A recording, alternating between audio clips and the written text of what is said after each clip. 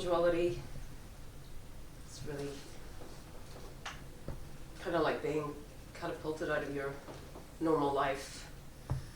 Everything that you've understood, taken to be you. It's kind of your story, your thoughts, your problems, all that kind of is stripped away. The whole physical being, it's just, there's just oneness, just the connection with everything. There's this stepping out time and space, it's sort of without, and it's the essence of it is love, so it's a love that embraces everything. And so there's an absolute coming to a halt. Everything stops, everything is suddenly you are where you are, and it's as though experiencing life for the first time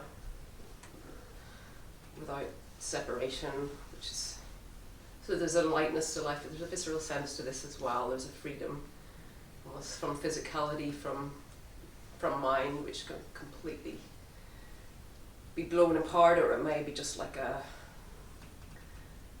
just background noise or whatever, but in all cases it's transformed, so the relating is just by a being, so it's kind of being rather than doing. There's this sense of connection to everything and in loveness with everything. And initially, certainly it is the end of suffering. I think unless this happens very slowly and you could be caught, maybe some people experience trauma or whatever, so I can't really, it's quite difficult to, or impossible to universalize this, depends how this occurs. But there is an absolute freedom from all that because you're no longer relating via thought, etc. So, and yeah, and I guess the peace is what is most sought after, because a lot of people come to these meetings and they're fed up with suffering and look for an end to that, and there is a honeymoon period where it does seem to be the case, but of course life continues and it will throw what it will at you. But again, suffering is, there's much more because you're relating. In the moment, it is different. So there's much more spaciousness in any case. So the problematic mind, the sort of ruminative thought tends to fall away in this. And stillness is seen everywhere, so it's visible. Seeing everything from the first time it's just absorbing. So there is a tendency just to kind of rest in that peace. Particularly outside, you may have your spots where you really enjoy this the most. I think outside there's something about the quality of that that's slightly nicer, but everywhere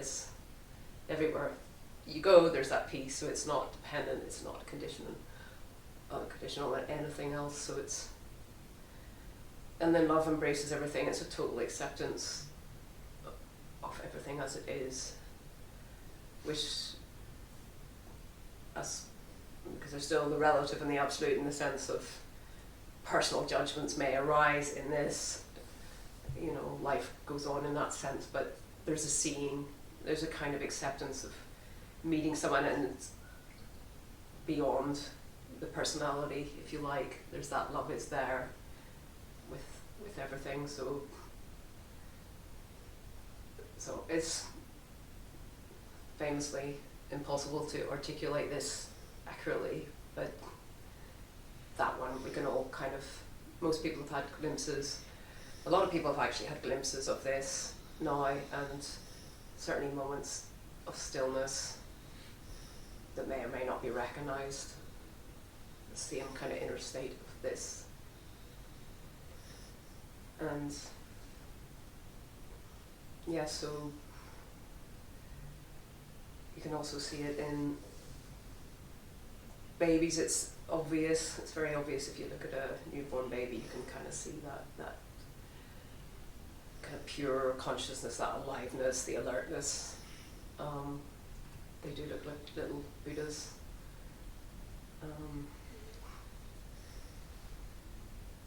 So yeah, but for some people it's more difficult to talk about because it happens very, very slowly.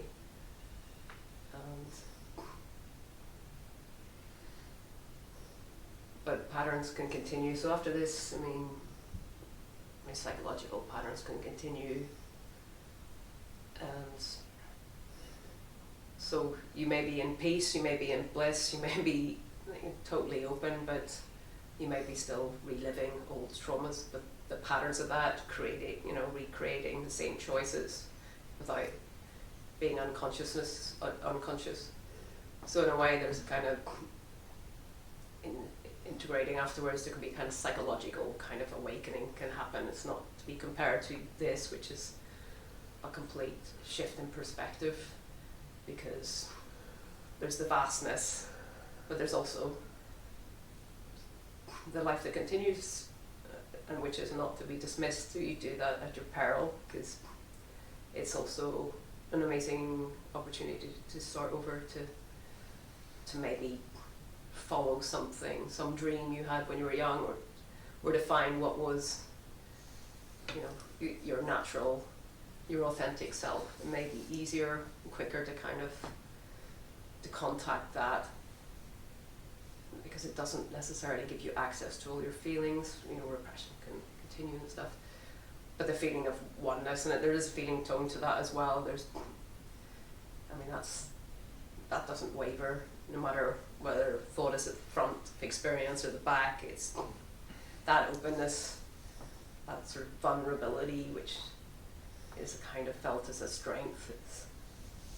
There's no longer anything to be defended against with that. So openness is just natural. The sense of shame in relation to your life can go away. The shame can still appear, but in relation to your life, because there's no judgment over, I think I can say this for,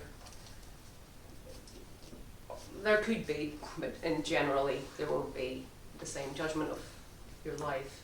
There's the innocence of a life lived, the failures, the successes, the secrets that you may have kept or may still be keeping, or whatever it is that you've been through. There's an innocence that tends to run through that can be seen. So there's a healing to this as well. It doesn't matter. None of that matters. It doesn't, because you're not living from that. It doesn't define you.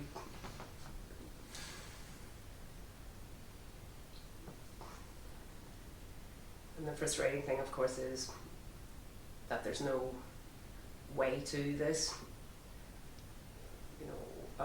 Situations can arise where certainly, somebody could give Shaktipat, and in that there could be, a seeing of this, but for most people there probably won't be. So it's not something that's earned. It can happen anywhere at any time, but there does seem to be a tendency towards this occurring in a period of crisis. Maybe there's a sort of individual surrender that becomes a kind of impersonal surrender, being surrendered, if you like.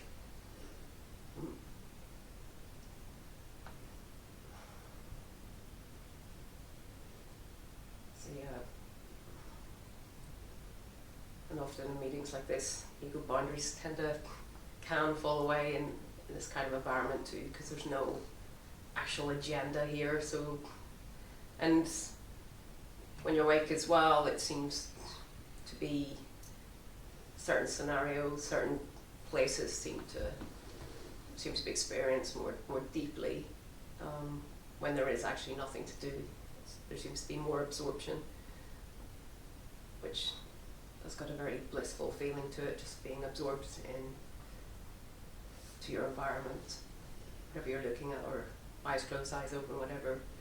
So it's, in a sense, it's a state of meditation, which isn't to say that meditation as an activity is of no use. You know, it can be combined, or so it doesn't negate anything of normal, ordinary life either. So life continues, relationships continue. They may not. There may be a change in lifestyle associated with this. Old jobs and relationships might fall away because they're no longer compatible with the changes, because it tends to have a transformative effect on the personality. There's more ability to kind of accept the idiosyncrasies that kind of define you, the things that you want to rid of, maybe the things that you start to cherish.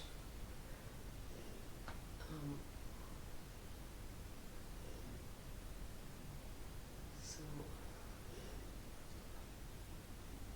that is for an introduction.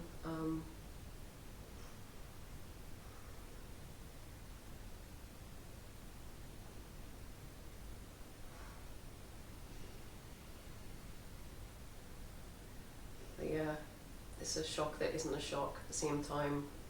There's something very natural about this. And it shouldn't be, because it is quite, just stepping into sanity suddenly, you know, in my own case, just chaos, and then suddenly just walking down a road, you know, just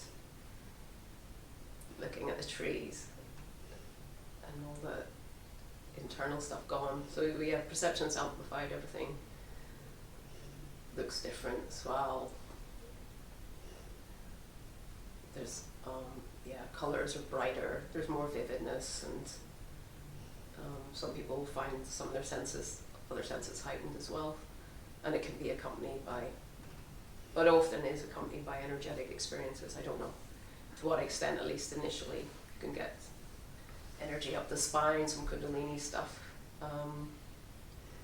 you know, around this particularly around that period, we tend to be very open, so a lot of strange and startling things, a lot of, you know, synchronicities, whatever can happen. So it can be a very enchanted, kind of magical time, which may continue, may not, depending.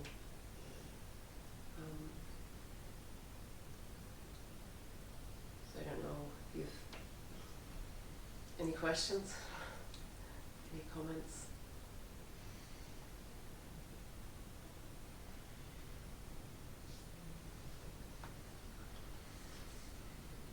And of course, some people are born into this, like the aperture never completely closes over, and they often feel quite alone going through school and stuff. Can be quite, feeling that they don't belong can be a feature of that as well. And of course, they may not realise why that is until much later, until they come to non-duality. I'm not looking at anyone in particular. What do you think about the idea that most people are born into this, but at some point that changes? Well,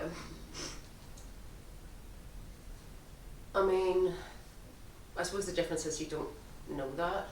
So, I mean, that's the big one. But it is profound in some cases. I mean, some people don't remember that, and then some people have really clear moments where they remember or actually becoming identified and being this person, and the kind of like, I've heard people describe it like dark clouds coming in, like in a really kind of negative way. It's the end of this kind of ecstasy.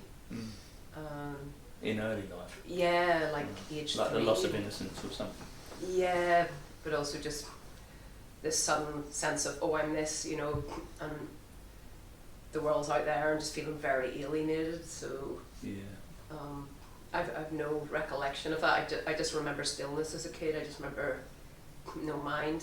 and just the sounds and everything, and the light and stuff, but as well as suffering. So I don't know, every case is different, but some people the actual moment is really crystal clear. So, and I suppose, of course, because there's not language to create that otherness and conceptualize and break down the world, and also, you know, that mirror stage in psychology, isn't it? 18 months where you recognize yourself in the mirror, and that's me and whatever. So, kind of taught out of it, I suppose, but it doesn't work on everybody, obviously. Well, why do you ask? Because I guess I kind of surmised that was my experience. So, upon having this awakening, which was kind of one of the features of it was a remembering, right? There was a very strong sense of, I've been here before, man. Been here. I remember this. So that would imply that it was a previous state that I was in. I'm not convinced whether that was. I can't say for sure whether it was in this conscious lifetime. It might have been pre-birth or something, but there was very much an undeniable. I would stake my life upon the authenticity of it as a remembering, right? There was some previous experiential frame of reference for this, and I can surmise that in my early years, before I had any cares outside of me and my world in my back garden, playing with mud and playing with soldiers or whatever it was, I had this idea that the younger I was, the less concept of a wider world that I had, and that I had to play any part in it, that I should maybe adapt to get on in it. That was a very different me. Yeah, it's interesting because that idea, it could also be, if you believe in reincarnation or something like that, it could have been past lives, or like you've experienced before, or yeah, I mean, I don't. You don't believe in that? Okay, fair enough. No, what I would say about past lives is I have no experience. I have no frame of reference. It's an empty folder. I understand the possibility. I understand what people say when they talk about it. I have no direct experience that leads me to have an opinion. Yeah, no, that's fair enough. It's fair enough. Yeah. I'm not going to say yes. I'm not going to say no. Yeah, it wouldn't resonate with it if not, and hasn't been a big feature of mine either. So. And I see that my connecting it to this vision of a young free self, I might just be reverse engineering an idea that kind of suits the narrative, right? Yeah, true. That could well be. Yeah. I think it's a connection thing. Like, a lot of the people I speak to who have had glimpses or are awake have said similar things, in that they see when it stopped happening and when that feeling came back, and it always, from the people I've spoke to, it seems to be when they realise that, like when they forgot that everyone is one, or that there's connection. It's like when there suddenly starts being that you might be different, or that you feel different, or that you don't fit in. Like when you can have the capability to feel or think that, that's when you cut off from having, like at a young age. And then when you suddenly realise, oh shit, I'm looking for all this stuff and actually it's inside me, and everyone around me is me, essentially. Or, like, it comes back again. Do you know what I mean? Are you talking about when they're kids or when they're older as well? Both. So like when they're a kid, like Bob was saying, like when does that feeling go away, and when do you suddenly become like human, I suppose. But later on you could be like, you can come back, almost shamed out of it, like. No, like you can come back into that state of awakening by remembering connection and remembering like that you're not different. Is that what happened for you? That's what happened for me, yeah, but the more people I've spoke to, the more I'm seeing like similar threads with it. Okay. Yeah, I can't really articulate what I mean properly. Do you know what I mean? Like when you have the capability to, like, if you can think, or if you can't, like, feel or think that you're different to people. So say you've been awake until you're 4 years old, and then you suddenly start thinking, oh, I don't fit in with that group, or I don't fit, then that's when you kind of close up and you sure. change. And then you can kind of get back into that when you suddenly realise, oh shit, actually. That's why. Yeah. Okay, and it's just. Yeah, and it's just like suddenly, yeah. Yeah, you just sink into it. Yeah, I get that. That makes sense. Yeah, and maybe there's part of the good thing about articulating this or hearing about it is that it's like, oh, well that's what it is, or whatever, and suddenly it can open up again. Yeah, because it can, whatever that is, because you were, in your case, it was always awakeness, wasn't it? Yeah, and then trying to fit in all the time, thinking I was different, thinking that I couldn't fit in with anyone, and then suddenly realising, oh shit, I've been looking externally constantly when actually I'm fine, like I do fit in, and we're all the same organism, do you know what I mean? I don't need to see myself as separate. As soon as I seen that, that's when I spent a day in IKEA feeling like I'd just done a load of drugs. So I was like, buzzing, but actually was completely sober, like just awake again and just looking at the world like I was when I was 4, you know, before I felt like I was different. It's fascinating that you can be seeking when you're awake.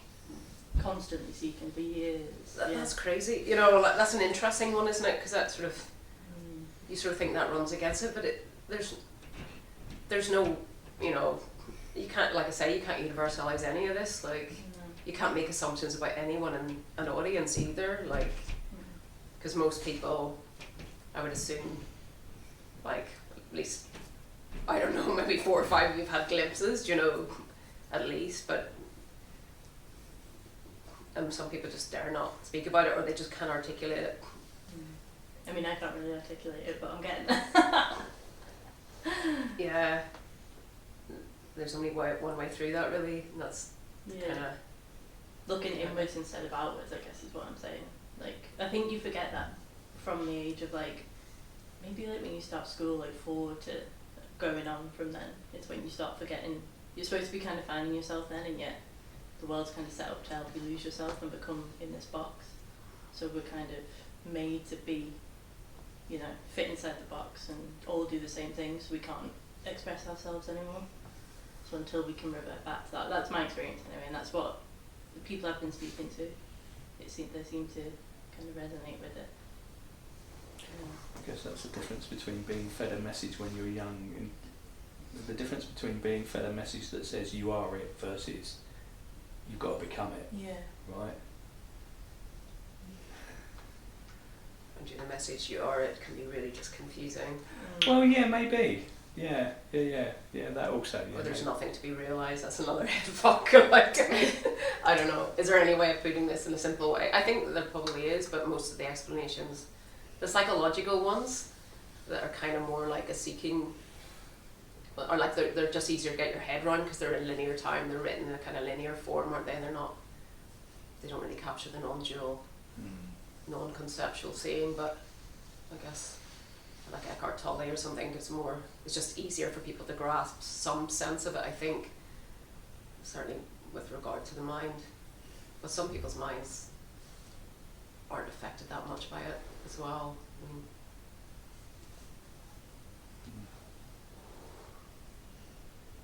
I got an image though when Jen was talking about, you know, a bit of being young, and then kind of,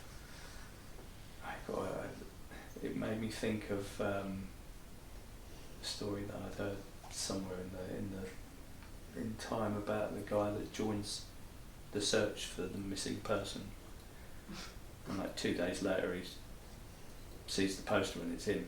Yeah. And I got an image of Jen going, okay, you're joining, you know, the search of everybody else, not knowing, but just, okay, I'll fit in, you know, in my efforts to fit in, I join this search and look for what everybody else is looking for. Yeah. That's quite powerful.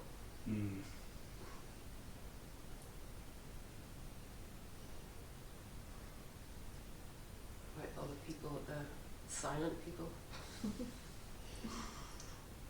If this can't be done, is it like destiny? Because I've been to so many different people where they say, you have teachers, then you have like non-duality type people who seem to be in the same state, but then one of them has like a teaching and one of them doesn't have one. So I'm not sure. So you're saying nothing can be done to get to this, to reach it? Saying that, I mean, who knows? To some, I mean, you can't. There's nothing that can make this happen. Mm-hmm. I mean, certain practices, a lot of people have kind of glimpses in. You know, psychedelics can open you up to this. You can have a glimpse in psychedelics. There's certain powerful things like retreats. They create those conditions, don't they, of like less stimulus. But the permanent falling away, I don't think so. You know, because in the seeing of it as well, you see, you know, it was always a case, and there's no one who could make that happen in a sense. But I don't know. The veil is really thin. It seems like people are waking up really, really easily, and I hear that all the time from people in retreats. It seems they just kind of, you know, experience this quite. Whether the constriction comes back, you know, because a lot of people get really frustrated after glimpses because they've had an experience of just that, you know, that openness and that freedom from self or whatever, and then just feels like everything's back but worse, and you have to face, you know, problems and stuff again. So I never had that experience really, so I wouldn't know what that's like. But so yeah, the teachings. Yeah, people, I mean, the only the downside of that, people get hooked on it for years as well. Sometimes, some of it's quite harmless, but like anything that gets people hooked. But even these meetings get people hooked for years. So there's no way around that. But yeah, I mean, when you wake up, you sort of see that it's all irrelevant to that. You could be walking down the street to. So yeah, because some people find like self-inquiry useful. It just seems like baffling to me, but for some people it's like they've never really even really sort of looked at their mind or anything, like no kind of self-knowledge whatsoever. So it can be really useful to kind of have meditation, even just for equilibrium anyway, but also to get familiar with the mind and to see what the hell that's about. And, I mean, even that. But it, yeah, I can't. I don't know. Some people get, you know, awakenings during their meditations as well. So, but then once they stop, it all kind of comes back.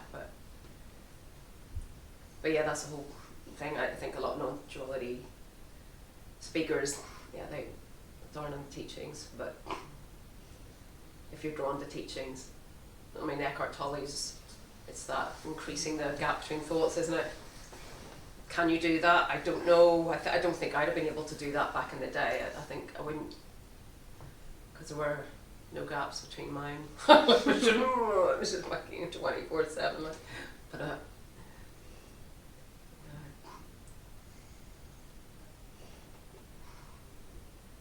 I guess we're almost talking the difference between bottom up and top down paths, right?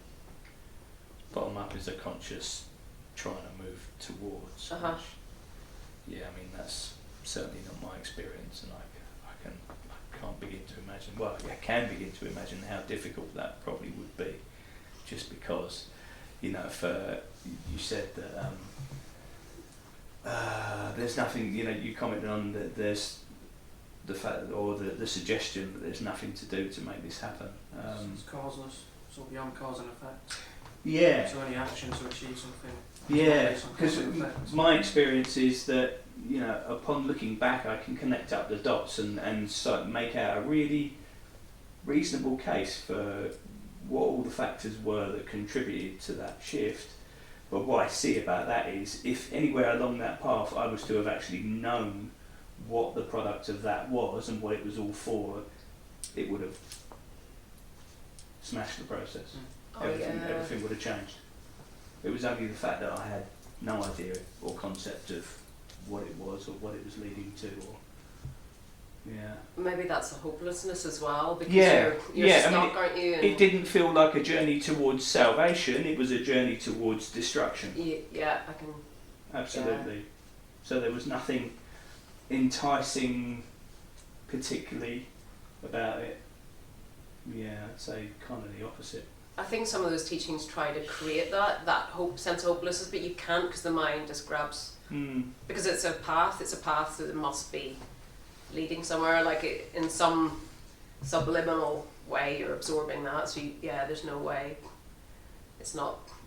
But then most people in chaos just end up bottoming out and end up in AA or something. You know, it doesn't necessarily lead to breakthrough. It is grace as well, isn't it? It's just luck, you know. Because I didn't know, and I in that saying, I don't know, I think you did question, didn't you? I didn't really think about it when it sort of shifted. It was just, maybe I did, but I did question.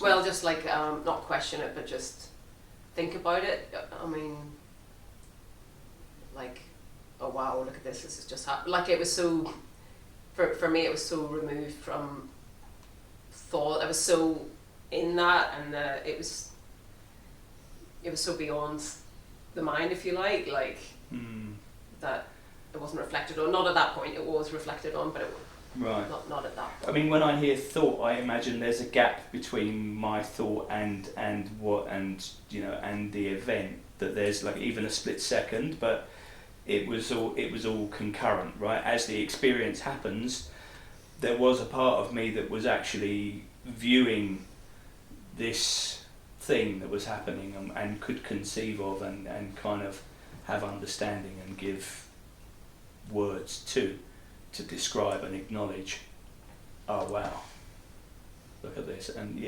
and so consequently I came out of the experience with a lot of recall and a lot of language with which to describe that process, which could have just otherwise been ineffable. Is that the right? No, that's unutterable, isn't it? But you don't actually, I mean, just sort of in that saying, you don't even need, that understanding is there wordlessly as well. Like, it is, because you don't need the mind for so much, and I think that's a shock as well. Like, you're understanding everything. Yeah, I'm not sure I could have said to you, I'm not sure I could have found a single word for you in the moment, but upon coming out of it, it's all there on the tape, along with the description. Yeah. My English is very poor. Okay. So I came Korea a week ago. All right. So I just wonder what is the difference glimpse and total wake up?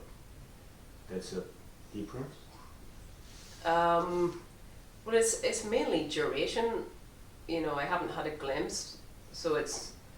I mean, a glimpse can last a few seconds. Because I think I many time glimpse. Okay. But what is it totally wake up and daily life and put back my mind and personhood. Okay. Because the glimpse, I don't know how long it lasted for you. It can last a few seconds, a few days, a week. Daily, no.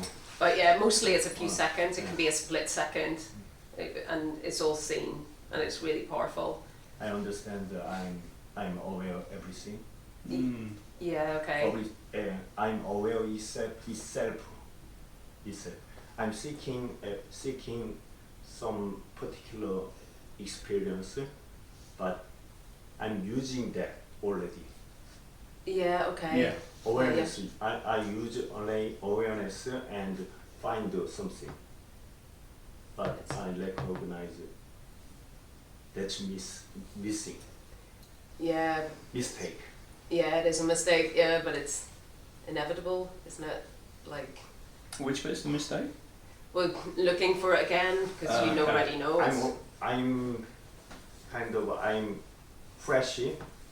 I'm already freshy, but some particular object find it. Mm-hmm. But I'm freshy itself. What do you- Awareness itself. I'm not quite sure what you said. Searching for awareness itself. Oh, right, okay. well, awareness. But I mean, think that's glimpse, just a glimpse. I mean, the thing I would say about a glimpse is a glimpse of eternity at the level. Find myself. Find Yeah. myself. That's a glimpse. Find myself. yeah, okay, but yeah, no. I guess the constriction doesn't come back. There's the seeking is totally gone after that, and it's, I mean, it comes down in intensity, so it's not at that same intensity. It tends to become more normal over time, but the sense of location, the sense of being here or anywhere, that doesn't come back, and so and the piece is there in the background. So I mean, it just stays, but it's not a glimpse is very intense, I think, and so yeah, there's never a sense.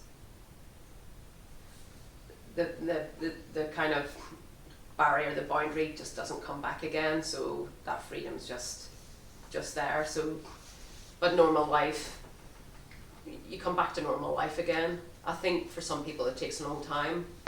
It took me a while because I couldn't really, I mean, even thinking of problems or, I mean, you never had a thinking mind, did you? But in my case it was blown away for maybe a couple of years, 3 years, something, but it comes and goes. So, but it's learning, it's almost like learning to live again in some ways, like,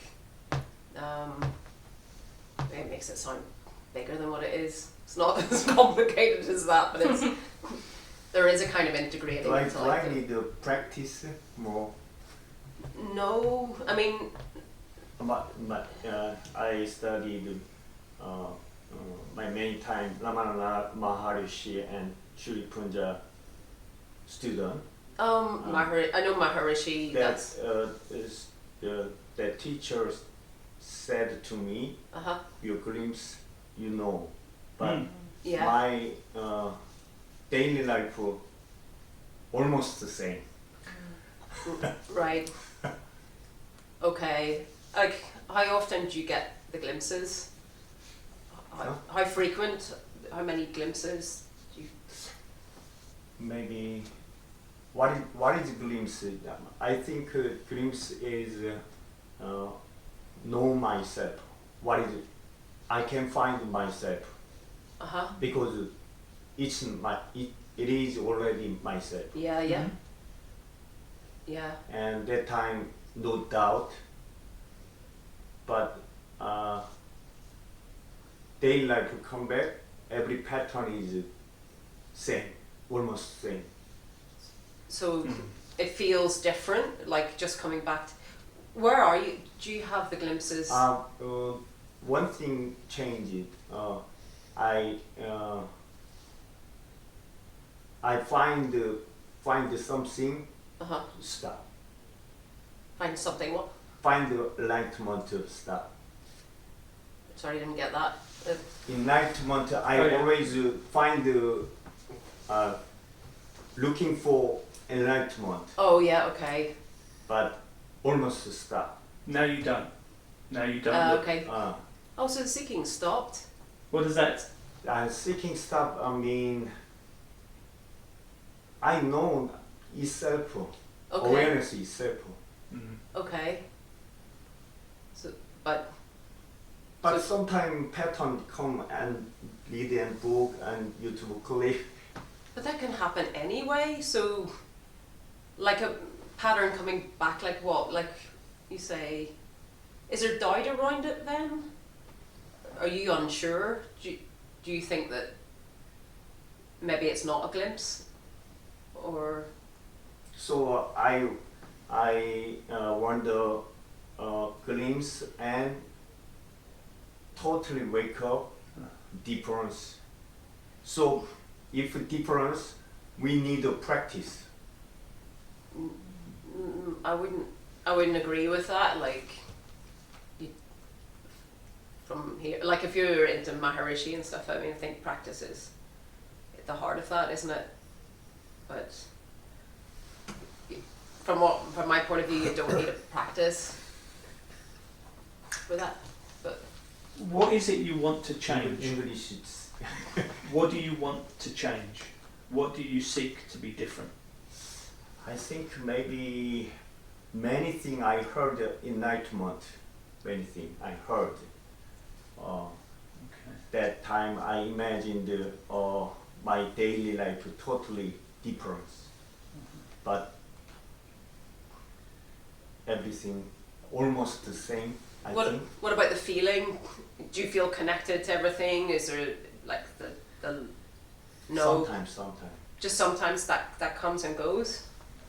Okay, but it's not. But oneness is sometimes. But I know I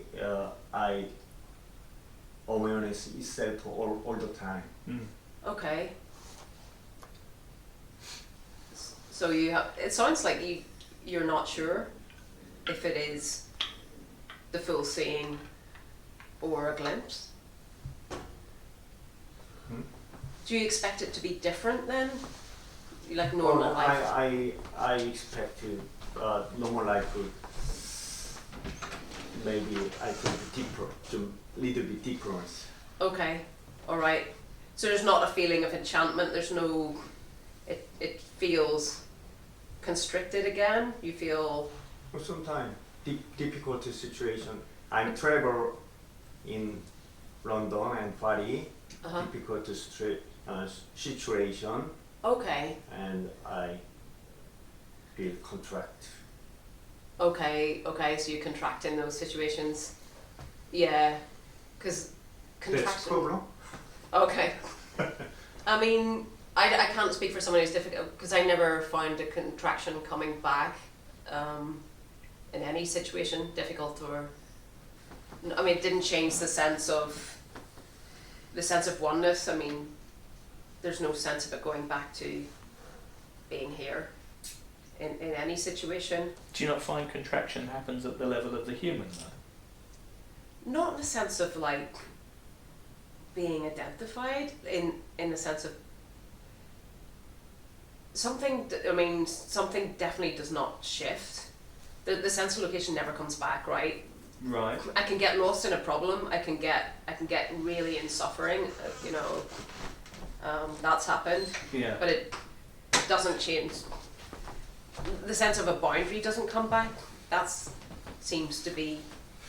It's never come back. Or is it different for you? I don't know. I mean, I'm not saying it should be that way, but that's how I experience it. Because I would say that my sense of being human and of experiencing contraction in certain situations is still very much here. right.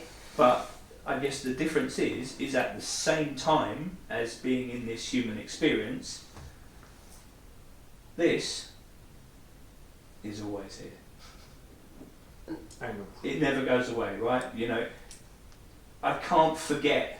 I don't forget. I cannot forget what I know. Once I know, I cannot unknow. It cannot be undone. So no matter what happens in this, it ends up it makes this painful life a lot more bearable. I'm background, kind of background, so to speak. Yeah. But a situation pull in that situation, and suddenly I'm pull in situation. Okay. So maybe it's just being seen. Practice I think so. I need to practice. It's a total realization. Always peace. No. We'll have to I don't see. good luck with that one. I don't see. But my case is have a doubt, some doubt. That's natural. I need to practice. I need to practice subtle this realization.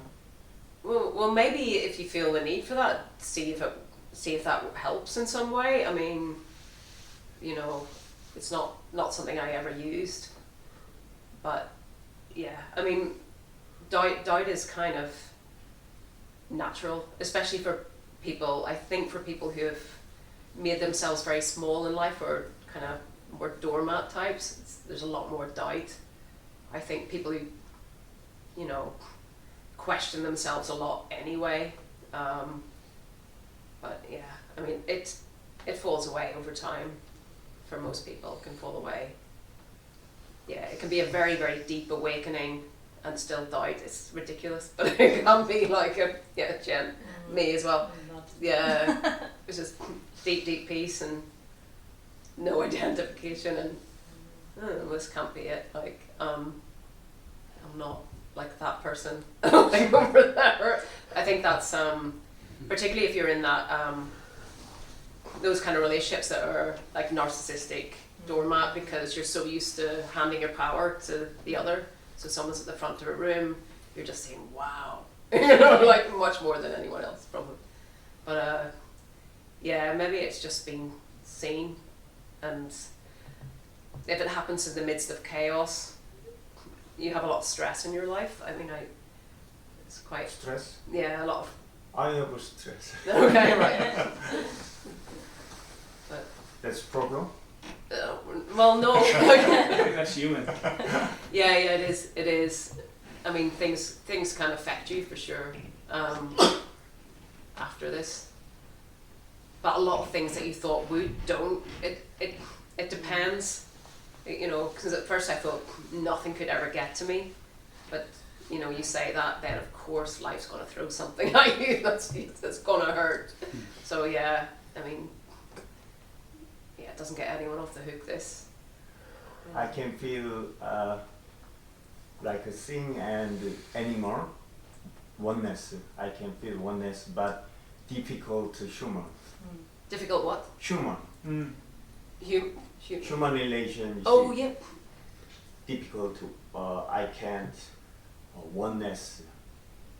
Okay, so it's something to do with relating then? Well, I think the difference is that most animals are probably wide awake, right? They are. Animals and Animals, they children don't have this human condition. No, I mean, I don't know what it is like, but to be honest, there's a simplicity to an animal which is kind of disarming, right? But we meet another human, and suddenly it's like, oh, so many conditions. yeah, right? You know, you spark mine, and I spark yours, and suddenly we're like,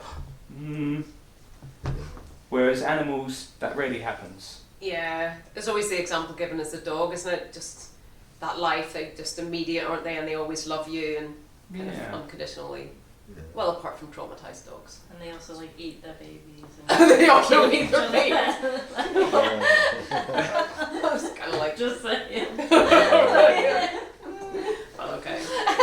Got their own way of doing things. But I think the thing about a glimpse is, I was thinking about this, I came up with this analogy the other day, and it's like, imagine living indoors for all of your life, right? Indoor. Inside, Ah. no outside world, right?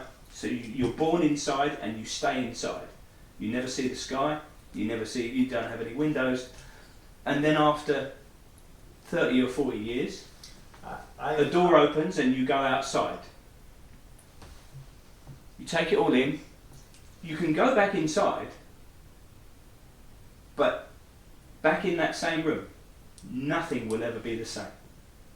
I felt in Arunachala, Ramana Maharshi. Oh, the Holy stayed there, Mountain. Arunachala. Yeah. At that time, I feel everything inside. It's just knowingness. Oh, did This you? is consciousness. Right. Okay. But come back home. This is material. Right. Difficult. Oh, okay. How long were you in Arunachala for? I visited there 4 times. Okay. And as soon as you got there, it was just. Huh? As soon as you arrived, was it just open? I met Muji Baba. Okay. I asked him, Yeah. and whatever people asked the same question. I had a question, and that time silence and emptiness I can see. Right. I can see. So can be see or be seen? That's my question. Can be see or be seen? I can even attention moving, I can see. Okay. So we talking. Yeah. At that time, I know I'm already awareness itself. Okay. Yeah. All right. But I difficult feeling is oneness. I think that's the difference feeling. Oh, Find the myself. love, you mean? The love? Are you talking about the love aspect, or have you experienced love? Find myself. I'm awareness itself, and oneness is like difference. Okay. Right. More difficult for me. Okay. Oneness is. Well, maybe you expect it to be different then? So that was seen, the oneness was seen, and then... Maybe I had many dualistic thinking for people. Well, what's dualistic thinking? Isn't all thinking dualistic? What do you mean? Like... Or that's we talk about people, human being, so many conditioning and block But that doesn't each go. other. I mean, that doesn't go. I mean, that's thinking, isn't it? It's just, it's very personal. It's Personal, just thinking. yeah, that doesn't change. I mean, it's just, you know, and why should it? I mean, it's useful, isn't it? We need that. We need that for relating. We need that to discern and, you know, make choices. Even if ultimately no one is choosing, we need that to make so our many choices. things, just awareness, wave of awareness. So many things, conditioning and things. Everything is consciousness, wave of consciousness. That's all. Yeah. Your message. You what? Sorry. Your message. My what? Your core message is oneness is everything is awareness. Well, I mean, I don't use the word awareness. I mean, people use presence, beingness. I mean, I don't know, it sounds more, is that more Ramana Maharshi, maybe? I don't know. Consciousness. Yeah. I mean, it's the same, you're pointing to the same thing, so it doesn't really matter in that sense, so. But, yeah. I got a sense that when he was talking that awareness is the thing that's looking, so awareness is the seer and oneness is that which is seen, right? And it's the point where the two connect. Right, now there is no separation. You experience non-duality. Yeah. But non-duality is not the end of duality. No. That's the thing, right? If there's an expectation that that's going to be the case, they both exist at the same time. Yeah. Always. And it's not just taught like that. we use dualistic. Yeah. I mean, this is a dualistic experience, right? And at the same time, there's this other non-dualistic experience in which this is a very small piece. Yeah, it can be very confusing, that, can't it? And people say the oddest things, don't they? Like, English How do very confusing. Oh, it's confusing without the language anyway, right? Language is such a confuser because it's dualistic by its very. But people get angry at all sorts of things, you know, like there is no teacher, or it's deny all kinds of reality, you know, like as if you can go through life and pretend and getting angry at philosophy and, but you know, like I don't know, like everything's a story. I suppose that's another one as well. It's like, yeah, like I don't know. It sort of minimises that, doesn't it? Like, narrative is good. We're narrative human beings. So yeah, it continues. I remember people, I come across people who had awakenings, who talked about that. My thought is different. There's no I in my thought. And I'm like, yeah. What kind of thought is that? Like, but yeah, I think it's almost like whoever you've listened to, you kind of start to imitate how they talk about it, how they see it. Seems like that seems to happen. There's a lot of conditioning afterwards, I think. You know, people need to throw out. Maybe you probably haven't. You didn't watch a lot of non-duality stuff. It's almost like you need to get rid of everything you've ever learned, everything you've heard. I think it goes in. It becomes like a kind of default metaphysics or something. Like it affects people. They think, oh, I should be in a state of beingness. I shouldn't worry about finding what I want to do with my life or doing what I, you know, like I shouldn't, if it's Kundalini or something, I shouldn't be, you know, interested in my Kundalini experiences because that's not important. It becomes sort of like, I don't know, like almost like a restriction on one experience. Yeah, I don't think there's any way of talking about this that doesn't fuck people up in one way or another. Like it's just, you gotta throw it all out, man. You gotta throw it all out. Yeah, maybe that's part of how it works occasionally, Well, right? that's As what far as initially- methods. That's exactly what happened for me. Like as soon as, because I spent like literally 12 years, like in 7 different countries, searching, like trying to, like changing jobs, changing groups, joining different cults, different religious sects, different meditation practices, yoga practices, trainings, and I could never have even what I thought was a glimpse. There was nothing. And as soon as I thought, actually, maybe I'll just stop seeking. What do I know? What do I feel? And that's when it kind of clicked. Like I literally left this room and was like, shit, I've just wasted 12 years. Oh, it's crazy. Like it was when I dropped everything, stopped reading, stopped meditation, stopped everything. That's when it was like, oh man.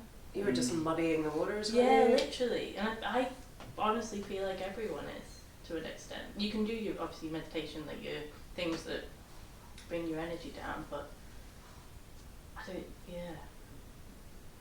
But the thing about that is it kind of needs to be something that you naturally come to yourself. Yeah, you know, absolutely. it needs to be a kind of a giving up on your part. Yeah. Literally giving The up. chances of somebody saying to you, you've got to stop seeking, or there's nothing to do, working, is probably 1,000,000 to 1. Yeah. You know? That's what Papaji used to say. Right. Stop. It worked with Gangaji, I think. Mm. But yeah, that was. It is the right message, but Yeah. it's not going to work, right? Yeah, it's I going get to that. just provoke you even more. What do you mean? I don't know how to There's do a- that. How do I do that? Yeah. That he's telling you to not do. Just Yeah. stop, just sit for a minute. But then I Yeah. guess, from what I hear you guys saying, for people who wake up who have that internal thought, it's the stripping away of thought. So maybe it's easier for people who don't have the internal thought already. Do you know what I mean? Because if you've got thought constantly going on, and then when you have an awakening it slows down, then you'd want to seek that again.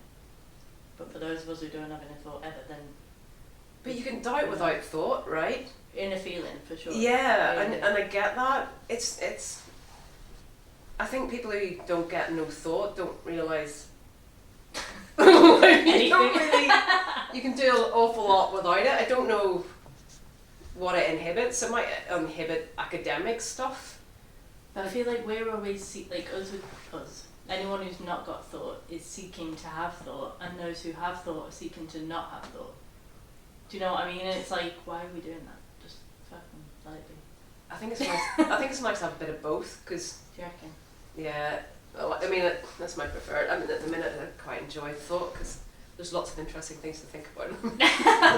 Well, there's a couple of horrible things as well. There's always some It horrible. would be fabulous if you could turn it on at a time and of your choosing, right? If you could choose to have thought. There's that a little would- bit of choice in it. It Yeah. feels. Yeah, But and that, I only guess bit. that's potentially what meditation's about. Is that it's about gaining control over it, right? Being able to stop or tune it out. Or, Yeah, some's yeah. It Slow doesn't it feel down. compulsive. It doesn't feel so compulsive. There's been a couple of nights, in the middle of the night where a couple of thoughts have been fairly compulsive. But like, usually, generally speaking, I don't know. When you see, I'll get a load of compulsive thought now. Yeah. But when you have an awakening or a glimpse, that the thought goes for a moment. Yeah. Okay. Well, I mean, not necessarily for everyone. I don't think. I wouldn't have No. characterised that as my experience. Okay, it was mine. It was mine. Even just for a moment, it's not silent. I mean, there's a sense of kind of peace. It's not at the level of narrative thought, though. There's a sense of satisfaction, like, some kind of unknown existential, I'm going to call it pain, has stopped. And therefore you're like, oh shit, that was intense. And now it's not. But yeah, the mind still is there analysing the picture and commenting. It's quite womb-like. It's very juicy. It's very full. I suppose it's just like all your needs being met without doing anything. In a way, it's a bit like that. Yeah, I guess I would describe it as it's like having the shit of a lifetime. Okay. In a sense, You're on your own. Really. Okay. And that just sense of ringing in the aftermath of, wow, I really needed that. I've never heard anyone. Yeah. We need no thought sometime. People practice it, stop thinking, but that's just waiting of health, Oh, kind of training. like a training? Is it not? Is it difficult? That's needed, No, it's not. not needed. No, it's not. Thinking is problem. Well, it is. Depends what you're Can be. thinking about. Yeah. No, yeah. I mean, most people have. Sometimes many thought and going around, and I usually use Zen Master Sun San. Zen Master Sun San said, "Don't know, Right. don't know," and suddenly every problem go no problem. Oh, okay. Wow. Okay. Right. Don't know. That's not realization. I think It's not. realize that's not awakening. Oh yeah, yeah, sure. Just, No, it's not the same. No. Kundalini. Yeah. I mean, Kundalini awakenings can have a lot of no thought periods as well. No, I think eye gazing is good for the no thought thing because it switches off the left hemisphere of the brain, the thinking mind. So it can really. It's a very good practice to kind of drop, I think. So.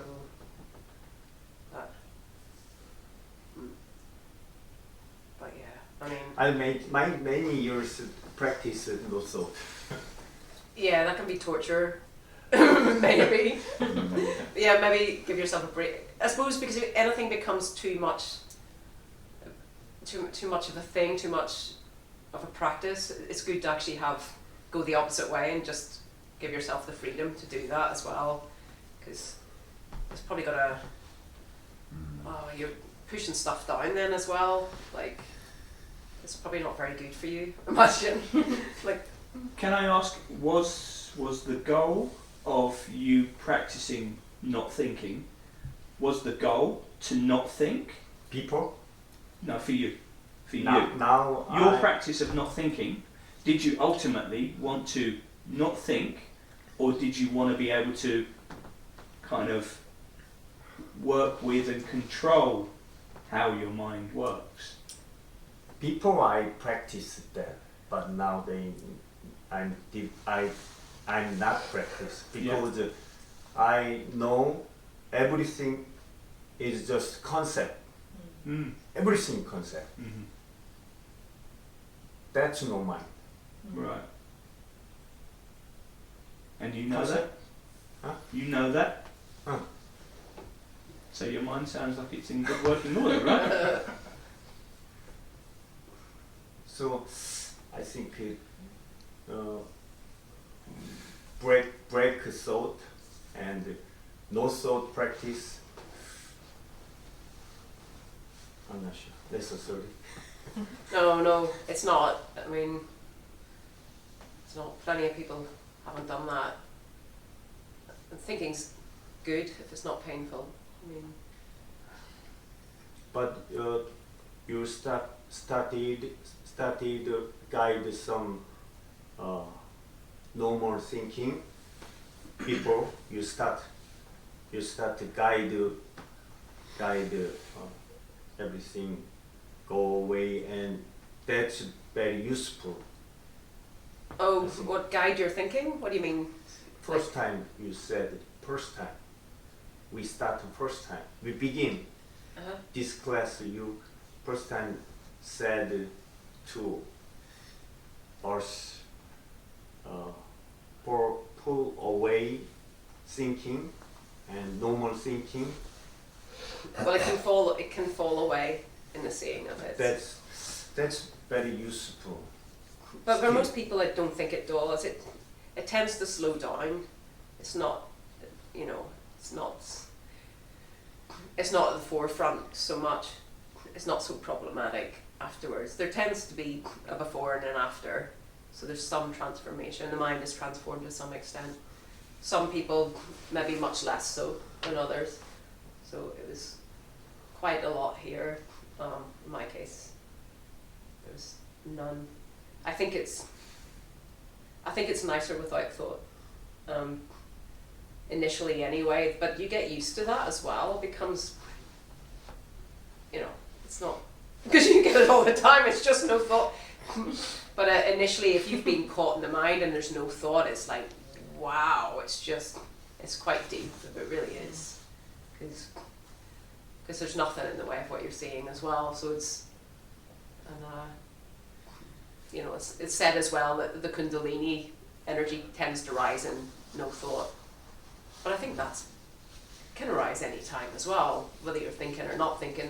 That's unpredictable in my experience too. So I think it's kind of irrelevant, but life is sweeter without it, for sure, because it depends what you want to do. And then what is your core message? What is my core message? I don't know that I have a core message. Why Why am I here? Why here this meeting? That's a good question. I think I came to talk probably because, so I had the shift was in 2012, and so I didn't talk until 8 years later, I think, and so I'd had this other shift, the kind of Kundalini awakening, and I realized that I'd been living, my life hadn't changed since awakening. I'd been making the same mistakes after, and I was started to see very clear psychologically. So I realized I had done a lot of spiritual bypass. I didn't realize. So it was like about transforming my life, which I failed at in some ways. But like I got a lot of insights, and quite shocking, and it was just, oh my God, this is actually everything that I it seemed really important to become authentic, to become who I am in this dawn, just doing what I wanted to do, expressing myself, just really tuning into my emotions and yeah, and expressing what was in me. That seemed really important, and I saw that because I'm a psychotherapist, and the people that seem to be approaching me, I mean, I don't have loads of clients, but I have a few, and people who seem to be attracted seem to be quite a few awake people, but also the similar kind of problems, have made the same mistakes after awakening. It seems to be what I attract. So it's been interesting. Before that, if I'd have done talks, I probably would have just said something like cheesy, like this is it. You said your experience totally shifted your life. It shifted me, like, so before, I mean, I was just in fear and anxiety like 24/7 for about 10 years. I was just really living on the edge. Before this awakening or after? Before it. Okay. After. That would be really fun. Because you said you were doing 8 years. Was this 8 years you didn't tell anyone about this, or you actually publicly talked? Yeah, before I talked about it publicly. Okay. Yeah, so I mean, I remember my breathing was really, really shallow, like just, and Is that because of contraction? Yeah, and also the way I was living, so it was. Not good. No, it wasn't. It was quite exciting in some ways, but it was a mess. It was a complete another mess, and it just got worse and worse as it did in Bob's case. And then hit a brick wall, couldn't do anything. Practical problems come in, and it was bad enough dealing with all the other problems. Sure. And I was just, I can't do this. And I just like, and I didn't even want to kill myself at that point. My suicidality had gone, so I was just fucked. And then that's kind of when it happened. So you never saw it. I don't know your personal story, you see. I don't know any backstory. So you never saw a teacher or anything. You didn't go to anyone. No, I didn't.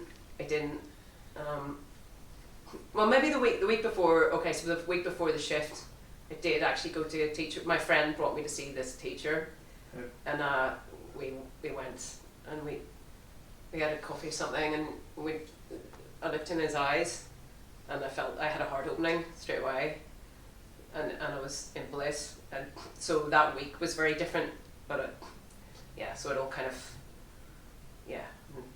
sort of kicked off. In a way, there was something kicked off there that went deeper and deeper and deeper, then the seeing of nothing and everything, sort of like the disappearance of self, and then that was kind of it. But then the patterns kept, so there's spiritual bypass after that. What spiritual bypass? Well, you don't realise because you're living out the patterns in childhood right through your life unless you see you're doing them, and it's okay if you've had a decent enough upbringing, in which case you probably won't be so relevant. But in my case, I was just getting myself stuck in the same situation over and over and over again. Is and this after, karma? well, I think it's more simple. It's just Okay. You're just going to repeat till you die from a lot of people, unless they kind of, you think you meet someone different in a relationship, but the same problem arises, or or the same problems will just emerge again and again until you realise you're the problem, not them.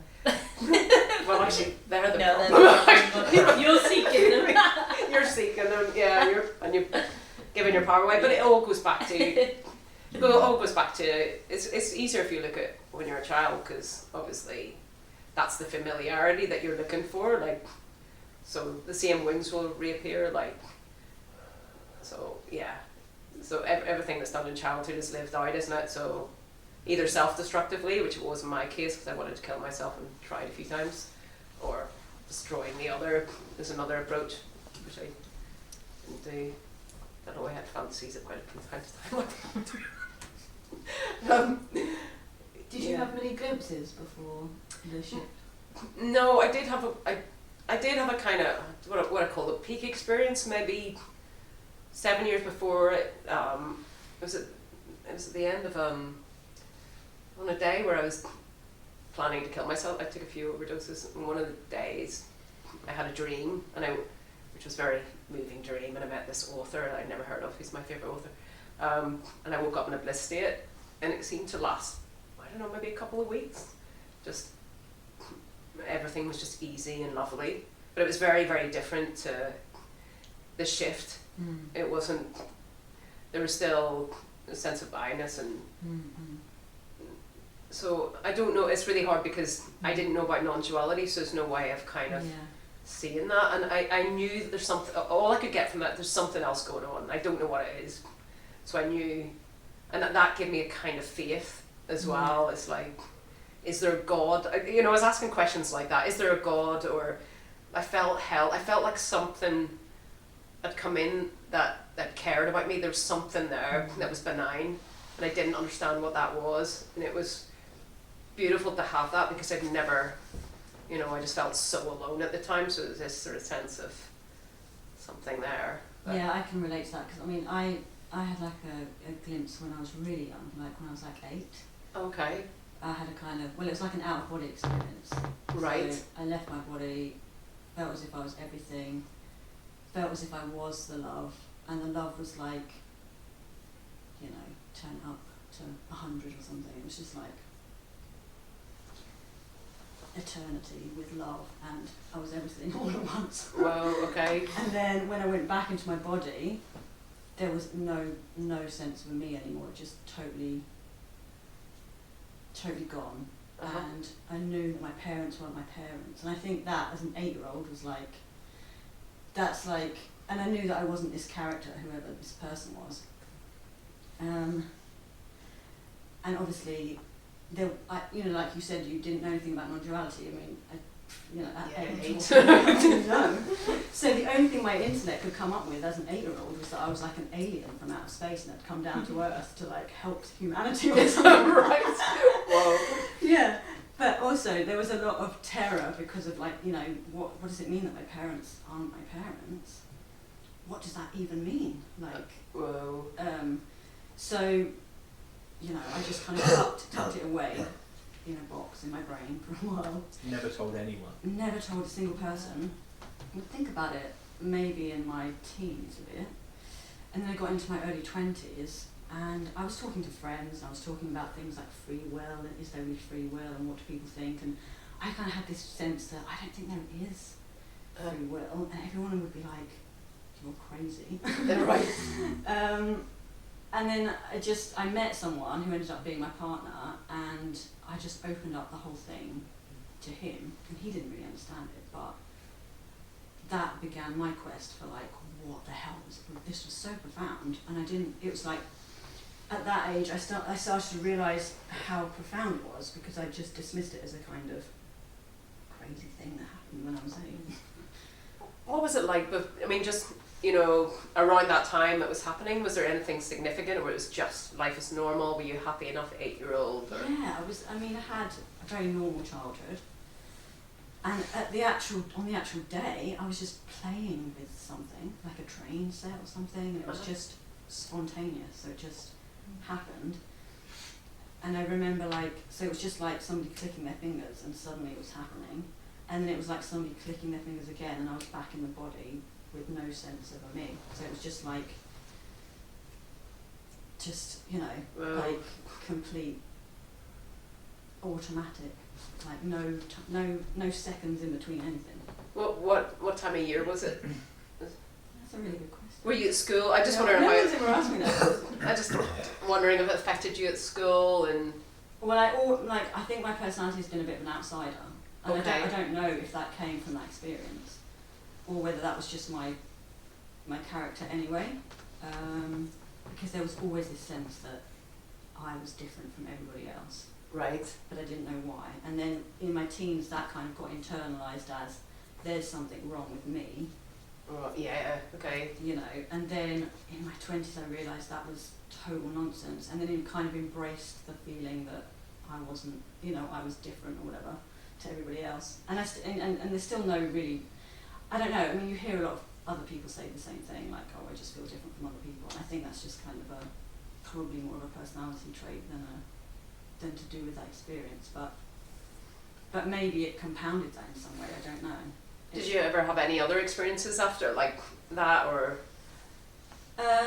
There was just little things, like, I feel like there was little things that just led me into non-duality. So like my nan died, and then I went to see her body, and she was lying there on the slab, and I just knew that it was just a body, you know, and it was just so clear to me that it was just her body, and that whatever that essence is had just, you know, I don't know what happened to it, but it just, she was gone. Yeah, yeah. So that was kind of like the beginning, I think. So that was when I was like 17. But it wasn't really till I was like 32, so it's like 8 years ago, that I watched some Muji videos, and he said something like, "But who were you before your mother and father gave you your name?" Mm. And that was just like, that just turned me back to the experience that I'd had, and it was just like something just, like, totally just, that was just it then. I was just seeking like everything and watching videos for 5 hours a day. and now are you still? And now the seeking has just stopped. Like, I really just related to what you were saying about just loads of seeking for like about 8 years on and off. And actually I got into Kundalini, and I didn't know anything about Kundalini really. I mean, I'd heard of Kundalini yoga, but somebody just mentioned it who was an enlightened person online who I chatted with. And it's called CAP, like Kundalini Activation Process, so it's slightly different, where it's from like the head down rather than the other way round. So Right. with Kundalini is like self-willed, and then the other way downwards is not self-willed. So basically you just go into a room, lie on a mat, they put on some music, they like touch you in your chakra points, and then madness happens. It's just Right, okay. It's just crazy. So and weirdly, like, all of these synchronistic things were happening. So this was just like the end of last year. The woman I met basically lives like a 5-minute bus ride away, like Right. in my area, which isn't really the area where you'd find Kundalini or like non-duality stuff. But I turned up, and before I got there, I'd kind of like let go and kind of thought, right, whatever happens, I'm okay with whatever happens. So, and I had no idea what all of this was about. And I'd watched some of it online, and it's like people moving around, and I just thought, maybe they're just faking it, or like really convincing themselves that they are actually, you know, being guided by something. Can be sometimes, I think. Yeah. I mean, But then it was just like this energy was just so powerful inside, and it was just rising up, and it was like circulating my heart, and then it just rushed into my heart, like the center, and it was just really painful. And then I was just sobbing, like just uncontrollable sobbing. And then all this toxic energy was like coming out of my mouth, and then in the sobbing I was like, this is so painful, when's it gonna end? And then as soon as I kind of had that thought, it just all transmuted into just total bliss, and I was just blissed out for like 15 minutes, and my mind was just going, this is heaven, this is heaven, this is heaven, over and over again. oh, awesome.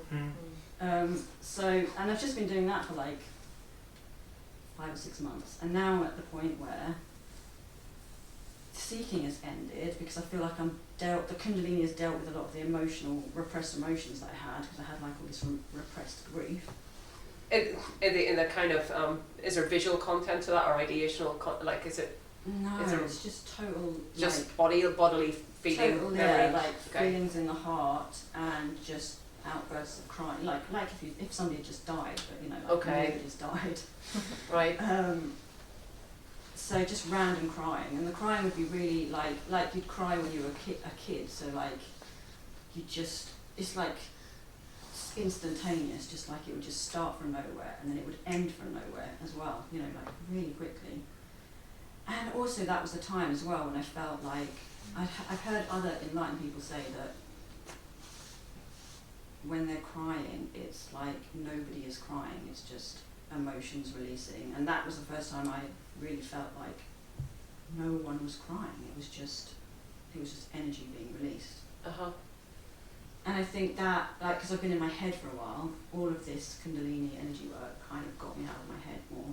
Has it all been as intense? So you had that first session was like... No. Yeah, because I wondered, because that'd be quite a lot for what. Yes, yeah. Very often it is the initial session, isn't it? It's quite Yeah. a big one. Well, I think it's really specifically this lady as well, because I think she's had a Kundalini awakening. So I just feel like there's quite a connection there with her for whatever reason. You know, you just kind of get connected to people for different reasons. Yeah, it can work like that. Can be contagious, I think. Yeah, yeah. And you can tell that she really cares and like really loves what she does. Right. But yeah, basically now I'm just, it feels like I'm just using my intuition more in life. It's like all I want to do is just follow kind of what I really want and what feels good, basically, like what feels good to the body. So that your life has changed, has it? It's not massively, because it's only, I think it's only just shifting now. Like Okay, so, synchronicity but you can start see to it. happen. And there's still maybe a lot of work to do. I don't know. I guess the internal experience is markedly different, right? Yeah, there's like a relief and a heaviness that is gone. Mm. But now I'm kind of like,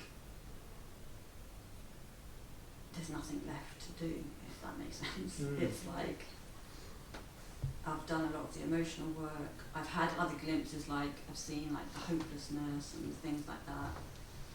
You know, because I was listening to the direct message for about a year, which kind of cleared away a lot of the spirituality stuff that I'd got hooked into. And yeah, so this was a really, I wasn't going to say all of this, but I just Oh, that's great. started to It's really interesting.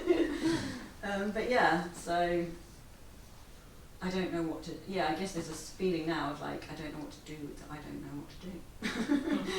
You know? Right. It's like, But it sounds like you're being led anyway, in a sense. yeah, that's true. Is there a discomfort in that not knowing what to do, or is it just an observation that, I don't know what to do? I think maybe there's a fear that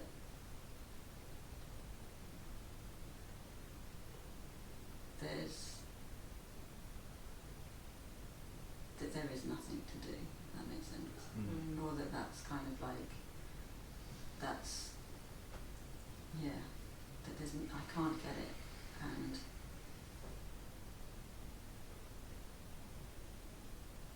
I don't know, that I might not ever get it or something, you know, it's like, I don't know. Could that fear be that, maybe this is it? Maybe what's to be got I've already got. Is that potentially a fear?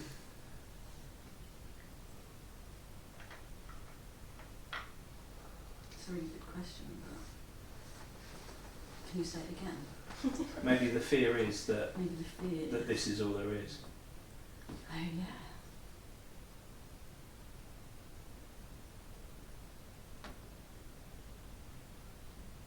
It's quite interesting. I don't know. Medium. Yeah. Medium. It didn't come back your pattern?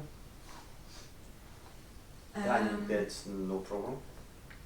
Come I back. think I've got lots of patterns that come up, and That's no matter. yeah, sometimes they feel like problems. Other times I have moments of like the other day I was just walking through the park, and I just felt like I was just deeply in love with everything. And it was just, and this squirrel came out, and this fox, and it disturbed some trees, and then these birds kind of went, and it was just like watching a Disney movie. Yeah. And it's just like without the dog. Yeah. you know, and I just had that deep sense that just everything's just happening, and you know that it's just so beautiful, like the beauty of it all, and, and that it was just it's so beautiful that it's all just happening, you know. Yeah. So yeah, there's like little things like that, but they kind of last. Yeah, they don't last long, and then the world takes over, and you're stressing about money. That can happen anyway. Yeah, all you the know, things like that are normal. it's normal life stuff, isn't it? Yeah. But I've been watching your videos online, and I love all the Kundalini stuff that you talk about as well, and I like how this group seems to just be really open to different ideas and things like that. Yeah,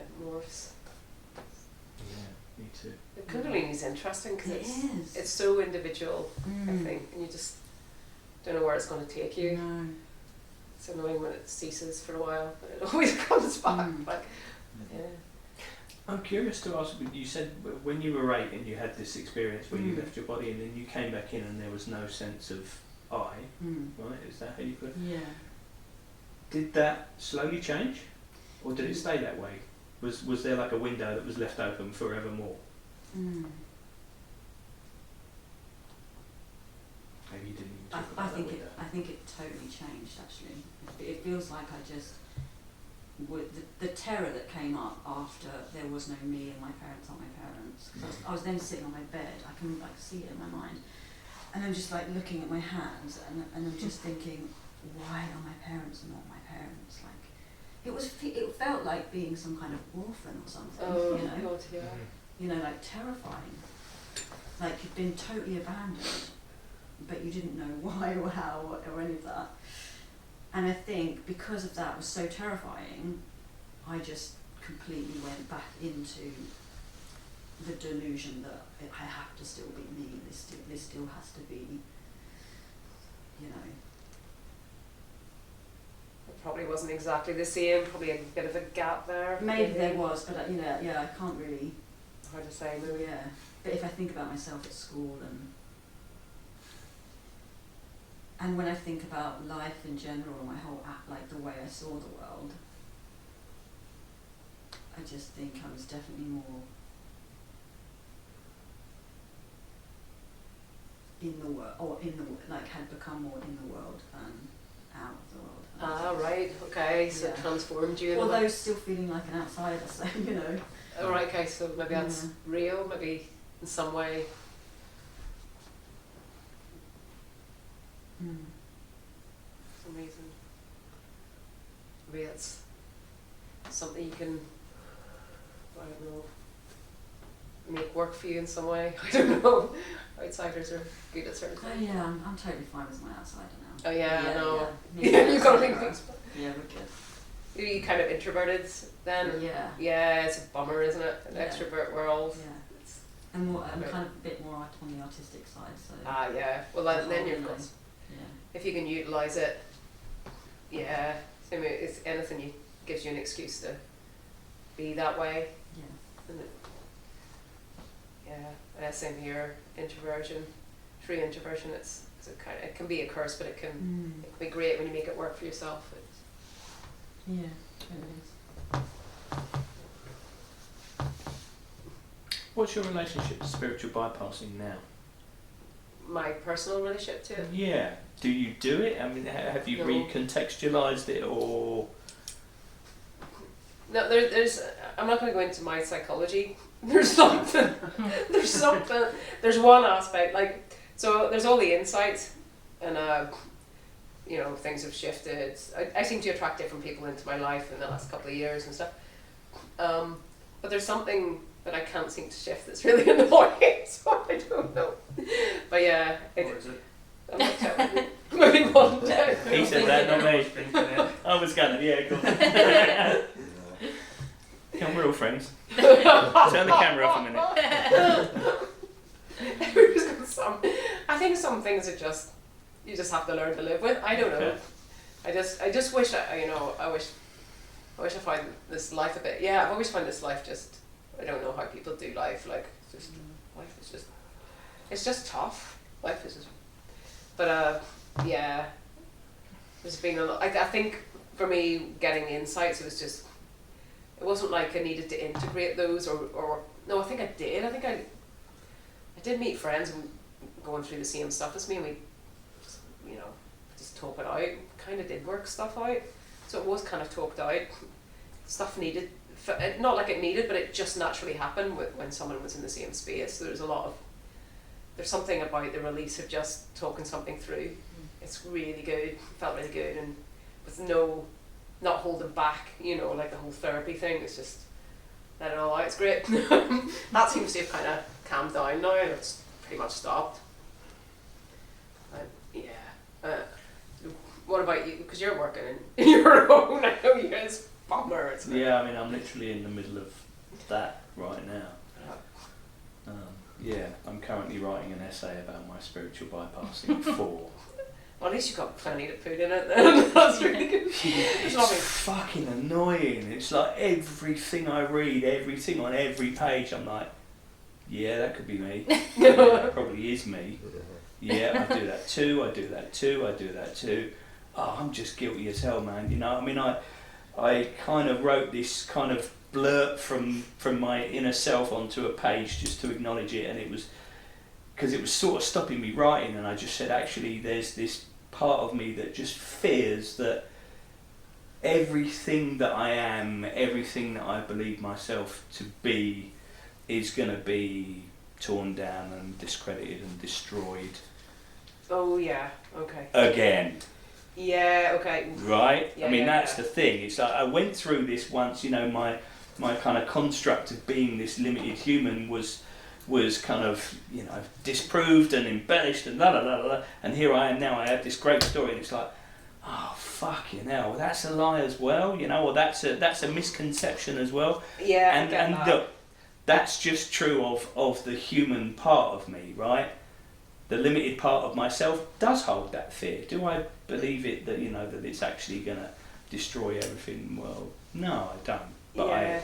I give full voice to the part of my human self that still fears that still that's holds on to you know, the achievement. You know, oh, Yeah. finally I got to a point in life where I was like, oh, okay, this is what it was all about, man. Fucking hell, right? I finally get it. You know, I put in all the hard yards, but I got paid out, and all that, patting myself on the back, and now it's like, oh, hang on, here I am, kind of viewing this thing, and I'm gonna go, well, actually, cross everything off the list of being of use and of value, and it's like I'm back to fucking zero again. Oh no, yeah, okay, yeah. It's not fair, is it? You think you've kind of, yeah, you've done pretty well, haven't you? It's all gone. Nothing, and then it's like, oh my god, really? Yeah, it's hard to look at that stuff in the face, it really is. But it's Yeah, it courageous, is. man, it really is. It is a similar subject. My ex-teacher, ex-Papaji student, ex-teacher, I asked something, I come back mind many time. So my teacher said, ex-teacher said, you need samadhi. Somebody. You need samadhi. And I don't agree that. So you have to many practice. He said to me. Right. So I leave him. Right, okay. Alright. I think human way, so many way.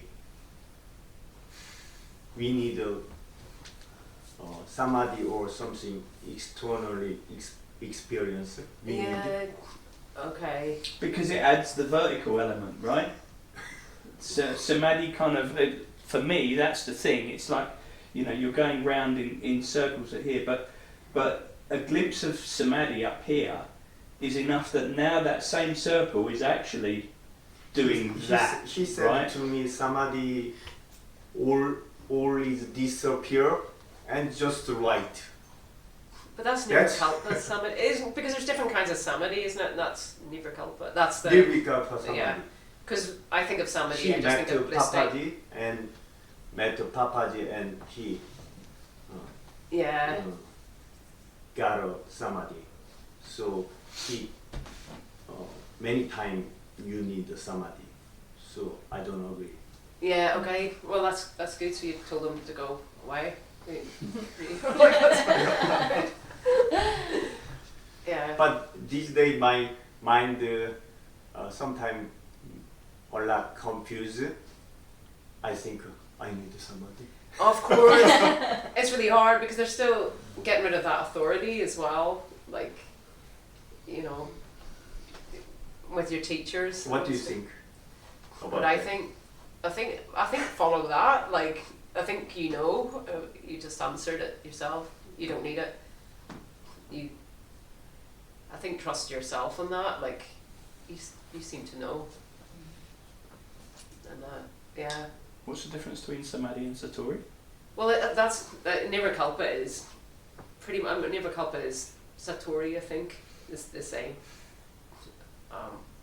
And because there's different levels, like Samadhi can just be no matter blissed out, absorption states. That's when I talk about Samadhi, Right. about that. But So one's bliss and then the other is bliss and awareness? yeah, the total disappearance of everything. Yeah. World disappear, she Yeah. said. Yeah. Samadhi or Satori? Samadhi. Okay. Samadhi, Nirvikalpa Samadhi, all world disappear and just right. I can feel it.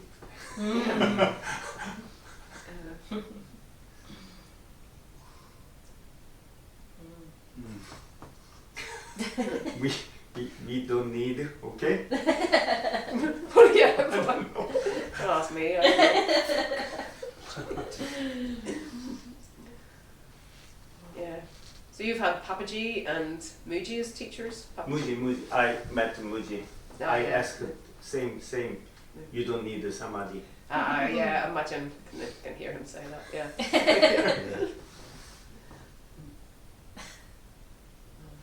Sometime I want.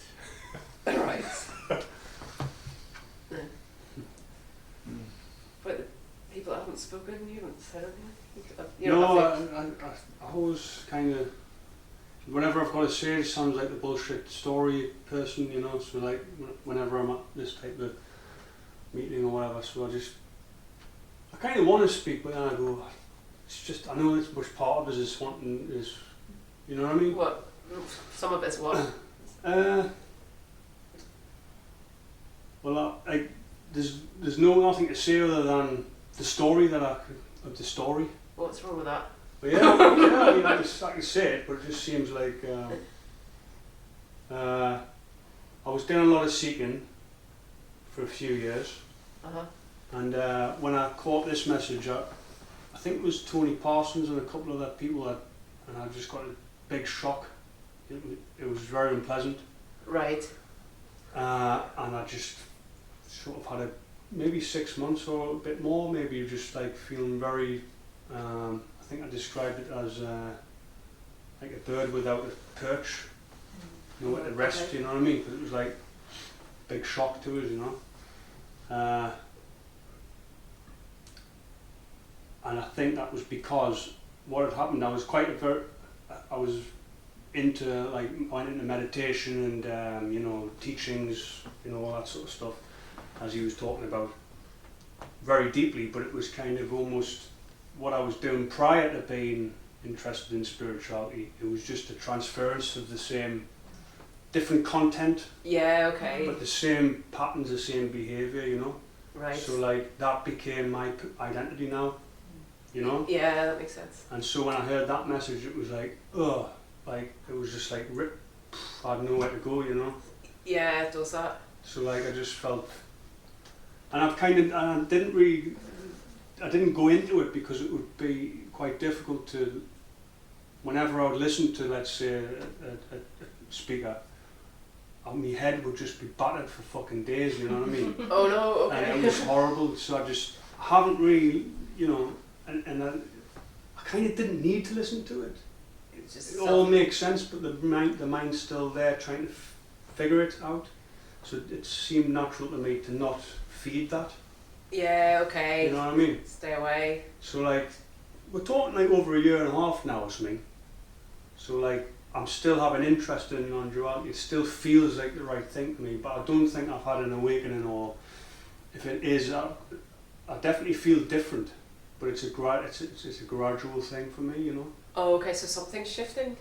Oh, there's been a lot of shifts, Right. but it's not like a big thing Yeah, that it can suddenly happen that happened. way. Yeah, it could You know, disappear over 20 years. Like Samadhi. Like something, Yeah. So yeah, it's a bit confusing, and like I feel really good actually. I feel best I've ever felt probably. Oh, really? Oh yeah, In yeah. what way? Just internally? You just feel... Feel free, you know, like yeah, I feel a lot of the person's not there very much, you know.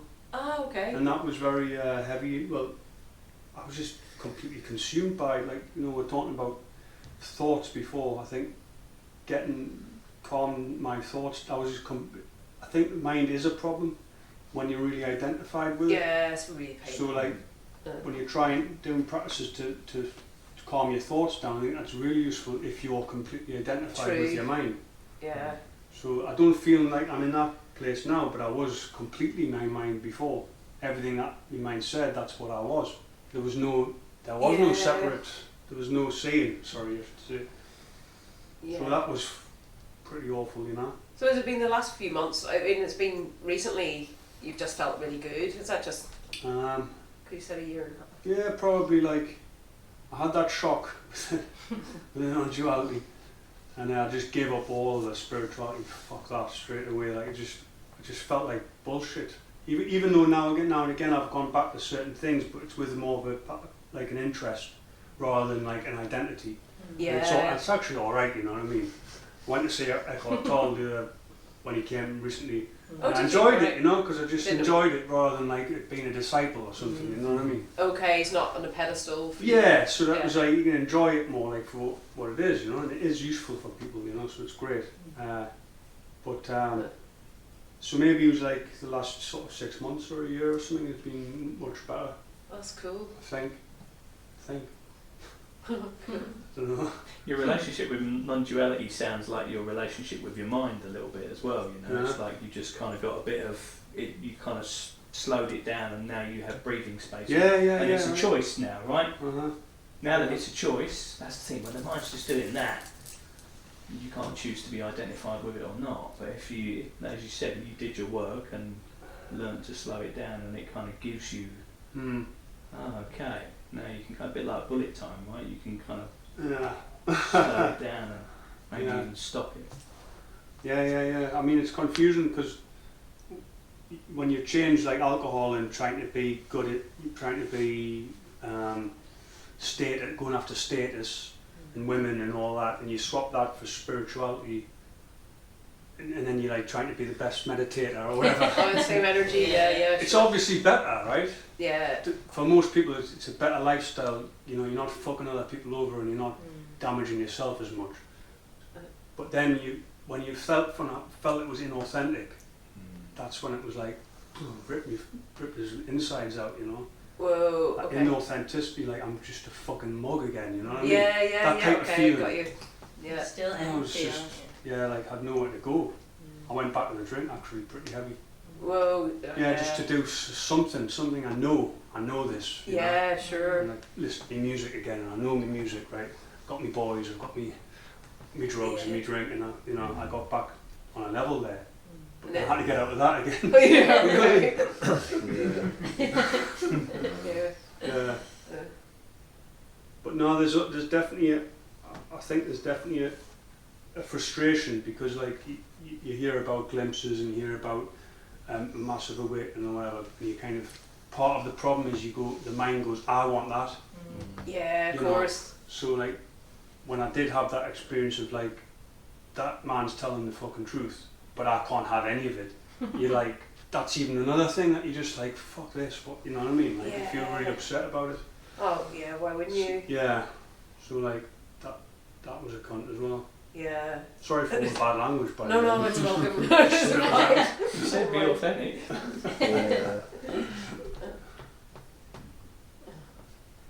Are they kind of like typicals, like if it happens slowly, like the awakening, are there like, from your experience, certain things that kind of happen along the way for kind of most people, or is it just like totally different? I think it's just totally different. Like I can't remember your name. You Louis. said Louis. It just seems like a falling away, a really slow falling away and freeing up. I mean, I don't know. I never had that experience, but just harder to identify. Like, because I was going to say, like, sometimes when you deal with your more of your emotional stuff, you can feel freer, happier, brighter, lighter. That doesn't necessarily mean that has anything to do with non-duality. So it's like, how do you tell the difference between those two things? Is there a way of telling? I don't know. I guess identification falling away. I mean, people. I think they struggle more in is this what they're talking about? I mean, there is more struggle to articulate it as well, because it's not a big bang and not Yeah. big before and after. But I think there are obvious differences, because it's, you know, a psychological shift is so different than this. It's not comparable, like, because it's a shift in total perspective, isn't it? It's Okay. a really different way of relating. Although the the psychological stuff is incredibly freeing too, but it's just different. It is within the human, isn't it? It's just, I mean, I mean, I don't know. Because usually you go on from, it doesn't, I suppose there is transformation psychologically, obviously there is. But, yeah, it's still a sense of, I guess for the real shift to happen, it's like that seeing that, I don't know how you describe it, but that there really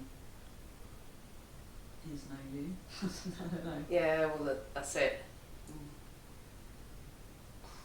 And I guess, and so you're saying that can be a really slow, gradual. It can be, yeah, apparently so, yeah, quite commonly.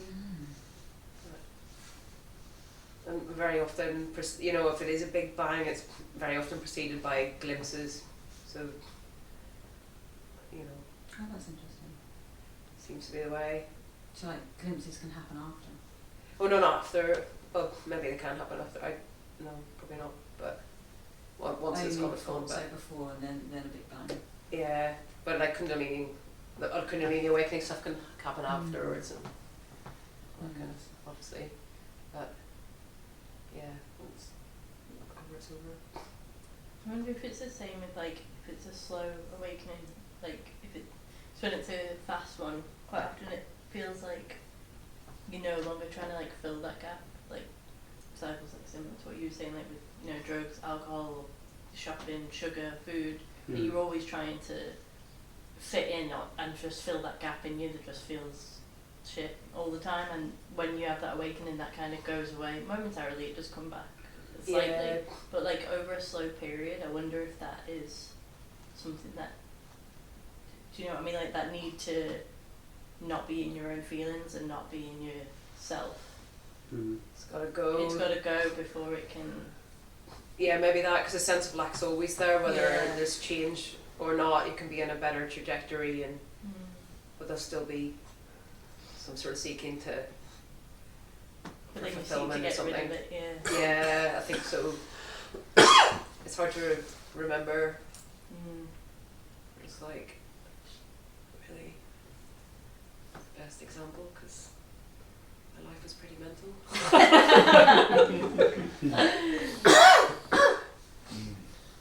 I confuse what is our goal. What is our goal? Alcohol. Spiritual. Spiritual seeking. What is what? Sorry. Goal. Goal. Goal. Goal. What is What is the what goal of is spiritual target? seeking? The end of it. Yeah, the For it end to of the stop. the end of the quest, right? Yeah, just Just to stop looking for no anything. mind, Just this is enough. complete peace.